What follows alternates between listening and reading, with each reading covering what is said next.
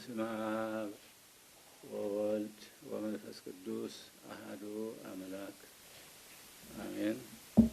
በሀገራችን በኢትዮጵያ ኣብ ሃገርና ኢትዮጵያ ኣብ ገጸርን ከተማን እትነብሩ ካብ ሃገር ወጻኢ ኣብ ዝተፈላልዩ ኣህጉር እትርከቡ ናይ ሃገርና ደው ንምሕላውን ንምኽባርን በብወሰኑ ዘብዒ ብምዃን ጠጠው ዝበልኩም ብምኽንያት ሕማም ኣብ ጸበላትን ሆስፒታላትን ዘለኹም ከምኡውን ናይ ሕጊ ተኣረምቲ ኮይንኩም ኣብ ቤት ህንጸት እትርከቡ ኢትዮጵያውያንን ኢትዮጵያውያትን ብምልኡኹም በቲ ንዓና ንምድሓን ዝኸፈሎ ናይ ቤዛ መስዋዕቲ ካብ ሞት ሓጢኣት ኣውፂኡ በኹሪ ትንሣኤና ብምዃን ናይ ህይወት መንገዲ ንዝኸፈተልና ጐይታና ኢየሱስ ክርስቶስ ንብርሃነ ትንሣኤኡ ብሰላም ኣብጽሕኩም ኣብጽሐና።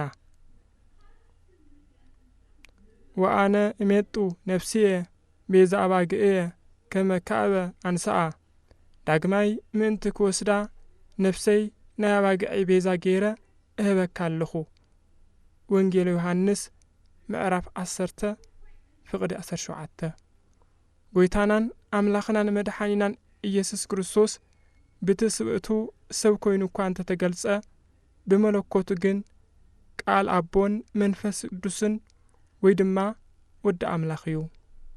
ስለዚ ብትስብእቱ ሞተ ክበሃል ከሎ ብመለኮቱ ግና ተንሲኡ ዘይኮነስ ባዕሉ ዘትንስእ እዩ።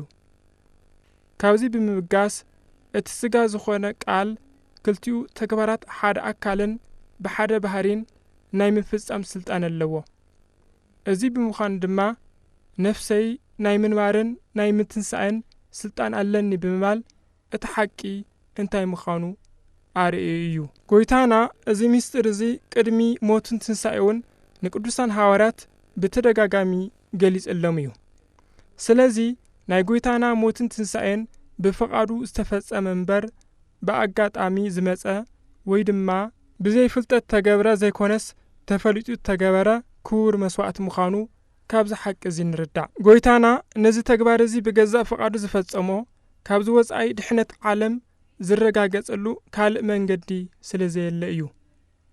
ሓጢኣትን በደልን ዝድምሰስ ብናይ ደም መስዋዕቲ ጥራሕ ምዃኑ ካብ ብሉይ ኪዳን ጀሚሩ ብዝነበረ ስርዓት መስዋዕቲ ዝተፈልጠ እዩ።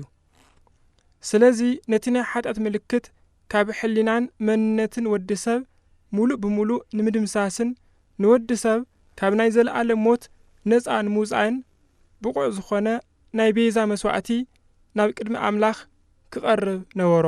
ይኹን እምበር ንኸምዚ ዝበለ ናይ ቤዛ መስዋዕቲ ዝኸውን ንጹህ መስዋዕቲ ካብ ፍጡራት ወገን ስለ ዘይተረኸበ ወለሊሁ ሰዋኢ ወለሊሁ መስዋዕት ወለሊሁ ተወካፊ መስዋዕት ማለት ድማ ባዕሉ መስዋዕት ኮይኑ ዝቐረበ ባዕሉ መስዋዕት ዘቐርብ ሊቀ ካህናት ባዕሉ ድማ መስዋዕቲ ዝቕበል ኣምላኽ ኮይኑ ናይ ቤዛና መስዋዕቲ ባዕሉ ንገዛእ ርእሱ መስዋዕቲ ገይሩ ኣቕረበ። ዝኸበርኩም ናይ መንፈስ ቅዱስ ደቅና ምእመናንን ምእመናትን ጐይታና ብትንሣኤኡ ትንሣኤና ክሰብኽ ከሎ ናይ ትንሣኤ ደቅን ናይ ብርሃን ሰባትን ኮይንና ብመንፈሳዊነትን ብስነ ምግባርን ተሃኒጽና ንዓለም ብርሃን ክንኸውን እምበር ዳግማይ ናይ ጸልማት ሓይሊ መሳርሒ ክንኸውን ኣይኮነን። ምስጢር ሞትን ትንሣኤውን ብንጹሕ ህሊናና እንተዚኣ ዝተውዒልናዮ ውሽጣዊ መንነትና ንዑን ምቕባል ድልዋ ኣይኸውንን።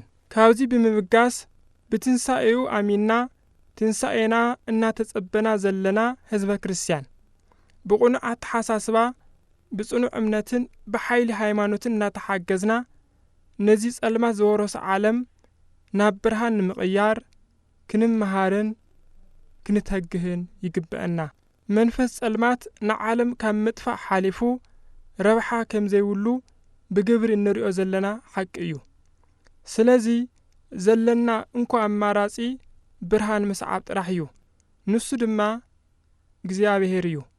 ብብርሃን ዝመላለስ ከም ዘይጉዳእ ኩሉ ብኣምላኽ ዝነብር እውን ተጐዲኡ ኣይፈልጥን እሞ።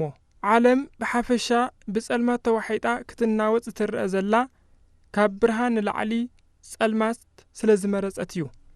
ስለዚ ሕርያና ብርሃን ዝኾነ እግዚኣብሔር ክኸውን ናይ ቅድስ ቤተ ክርስቲያን ናይ ኩል ጊዜ ጻውዒት እዩ ኣብ መወዳእታ በዓል ትንሣኤና ክነኽብር ከለና ዓለም ብኽፍኣት ዘጸልመተሎም ወገናትና ኣብ ስቓይ ከይውዕሉ ካብ ዘለና ብምክፋል ንዝጠመዩ ብምብላዕ ንዝጸሙ ብምስታይ ንዝዓረቑ ብምኽዳንን ናይቲ ዕለት ሓጐስ ተኻፈልቲ ብምግባር እቲ መዓልቲ ንኹላትና ፍጹም ብርሃን ኮይኑ ክውዕል ክርስቲያናዊ ግዴታና ክንዋጻእ ብስም እግዚኣብሔር ናይ ኣቦነት ጻውዒትና ነመሓላልፍ ርሑስ በዓል ትንሣኤ ይግበረልና።